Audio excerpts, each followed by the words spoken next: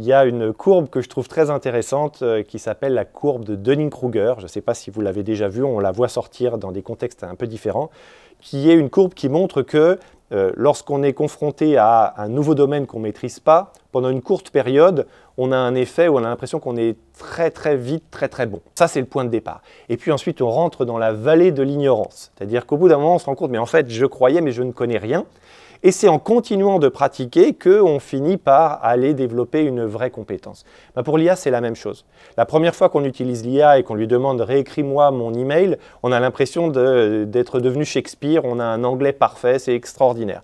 Et puis au fur et à mesure qu'on l'utilise, on se dit « mais en fait, c'est toujours pareil, ça ne marche pas bien ». Et bien là, c'est qu'on est rentré dans la vallée de l'ignorance et c'est une très bonne phase.